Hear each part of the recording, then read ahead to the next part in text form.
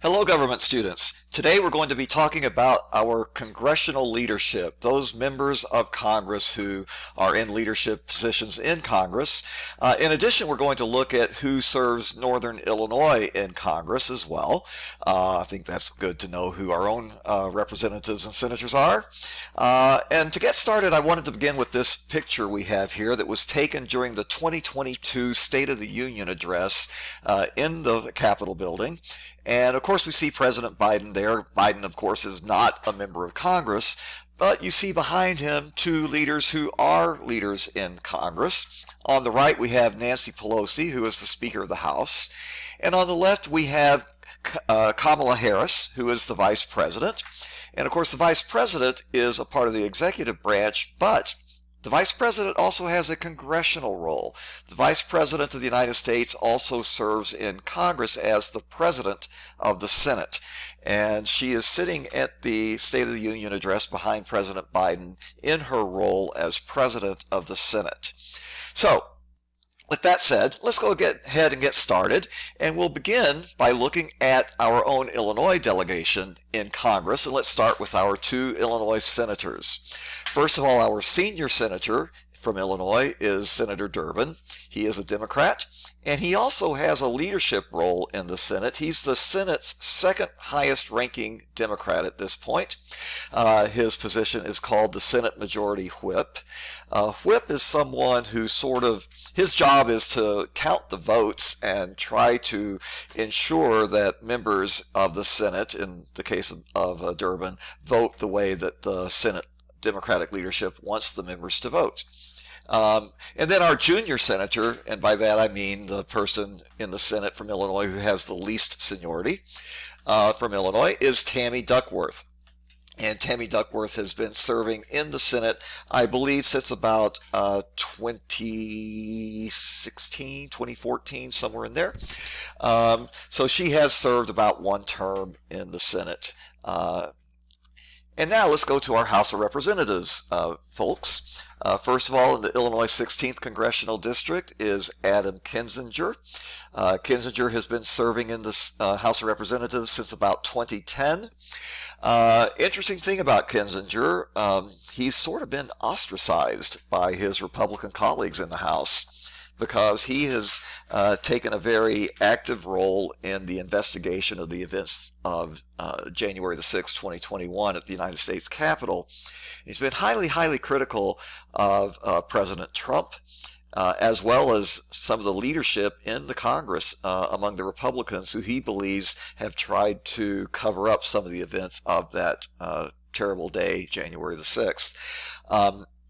Kinzinger has also announced that he will not run again in 2022, so we will have a new representative to replace him at some point. We do not, of course, know who that is at this time. Also serving in Northern Illinois is Cheri Bustos. Cheri Bustos serves in the 17th Congressional District, which runs roughly from the west side of Rockford, or central Rockford, all the way around to the Quad Cities and down to Peoria. She as well has announced that she is not going to run again. She was voted into the House of Representatives at the same time as Adam Kinzinger back in 2010, and she has decided not to seek re-election, so we'll have another congressional representative to replace her as well. So here are the districts. Kinzinger's district, the 16th, is right here. Again, it stretches from the Wisconsin border, Boone County, northern Winnebago County, all the way around to the Indiana border down by Kankakee. And here's Cheri Bustos' district, which includes a little bit of Rockford and all the way to the Quad Cities and around to a little bit of Peoria. So both of those districts are fairly extensive. This is going to change because these districts were drawn after the 2010 census, when Illinois had 18 congressional districts assigned to Illinois. Due to the fact that the Illinois population has been fairly stagnant over the last decade, Illinois is going to lose a seat in Congress. We're going to go from 18 seats to just 17 seats, beginning with the 2022 election. and these districts have been redesigned, and I don't believe they're quite finalized yet as I make this video, but they will look significantly different, I believe, very shortly. Okay, let's get to the leadership in the House and the Senate. First of all, the very top person in the House of Representatives is the Speaker of the House, and today that is Democrat Nancy Pelosi. Nancy Pelosi has been the Speaker for, I believe she first became Speaker back in 2018. She was also Speaker in the first decade of the 2000s for a while. And then we also have over here Kamala Harris, who is the President of the Senate. The Vice President of the United States is automatically the President of the Senate. So she serves in that capacity as well. Now, I do want to stress that the President of the Senate's legislative role is really quite limited. The President of the Senate's job is to convene the Senate, to serve as the presiding officer, you know, with the gavel up front. She calls the Senate into order at the beginning of each legislative session. She will swear in new members of the Senate, and she will only vote on legislation if there is a tie. Her only legislative role really is to break a tie vote. Now, today we have a Senate that is split with 50 Democrats and 50 Republicans. That makes the role of the President of the Senate quite important, because it's really pretty certain that there will be instances when she will be needed to break a tie when you have a Senate divided 50-50 among the Republicans and the Democrats. So that's the leadership of the two houses. By the way, going back over here to Nancy Pelosi, most would say that the position of Speaker of the House is the most powerful position in our nation's government after the President. She is quite powerful as Speaker. Other leadership positions in the House of Representatives, let's start there. We have a House Majority Leader. That's the leader of the majority party in the House of Representatives. Today that is Steny Hoyer of Maryland. And a House Minority Leader, which today is Kevin McCarthy, Republican of California. Of course, should the next election result in a majority of Republicans in the House of Representatives, then Nancy Pelosi will no longer be the Speaker, and more than likely the person who is currently the Minority Leader would become the Speaker of the House. So if the Republicans take the majority, most likely the next Speaker would be Kevin McCarthy, and then assuming Nancy Pelosi remains and wants to remain in the leadership, she would then become most likely the House Minority Leader. Nancy Pelosi, however, is in her early 80s, so I would say that if she should lose the speakership, more than likely she will resign from a leadership position. That would be my guess, and leave it to someone younger. The next positions are the majority whip in the House. Just as we have a majority whip in the Senate, the House also has a majority whip. Same job. Their job is to count the votes and to try to negotiate to make sure that members of the Democratic Party in the House of Representatives votes the way that the leadership wants them to vote. They're called a whip because their job is kind of to whip people into shape. And the same thing with the minority whip. We have a minority whip that wants to try to make sure Republicans vote the way that the Republican leadership wants them to vote. Now let's move over to the Senate leadership. The Senate has a position called the President Pro Tempore of the Senate. Typically we just call that the President Pro Tem. That job usually goes to the senator of the majority party who has the most seniority in the Senate. And today that is a gentleman from Vermont, Patrick Leahy, who has been serving in the Senate since about 1980. So, and Leahy, as you might imagine, is quite elderly. He is in his 80s, and he's been the President Pro Tem of the Senate for probably about 6 or 8 years or so. Well, I say that he has been the Democrat with the most seniority for about 8 or 10 years. Not all that time was he President Pro Tem, because the Democrats did not have the majority in the Senate for all of that time, but they have had the majority for a good chunk of it. The job of the President Pro Tem is really mostly ceremonial. very little power associated with it. His job is to be the presiding officer when the Vice President of the United States is not there. Remember again, the Vice President of the United States is the presiding officer of the Senate, serving as the President of the Senate.